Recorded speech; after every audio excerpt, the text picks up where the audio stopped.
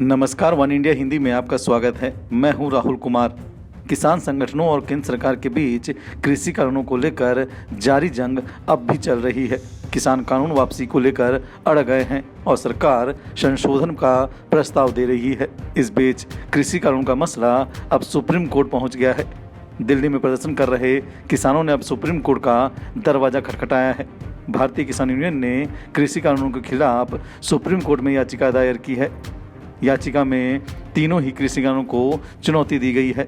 याचिका में कहा गया है कि कृषि कानून के मसले पर पुरानी याचिकाओं को सुना जाए। नए कानून देश के कृषि क्षेत्र को निजीकरण की ओर धकेलेंगे। नए किसानों को बिना किसी सही चर्चा के पास किया गया।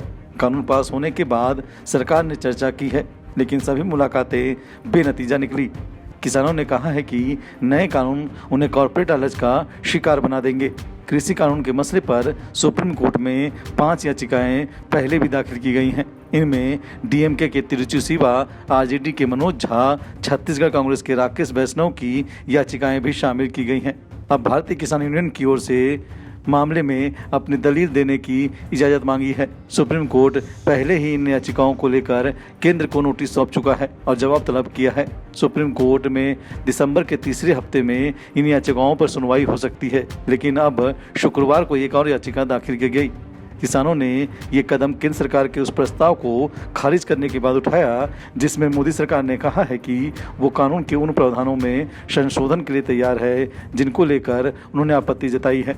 सरकार ने एमएसपी पर लिखित में भरोसा देने की बात कही है, तो ये भी आश्वासन दिया है कि कॉन्ट्रैक्ट फार्मिंग में करार केवल फसल के लिए होगा, इसलिए ज़मीन पर कोई कब्जा नहीं कर सकता। हालांकि किसान कानूनों को वापस लेने पर अड़ गए हैं। ऐसे में देखना होगा कि देश के सबसे बड़ी अदालत सुप्रीम कोर्ट इस मामले पर क्या फैसला देती है। इस खबर में इतना ही। बाकी खबरों के लिए बने रहिए वन इंडिया हिंदी के साथ।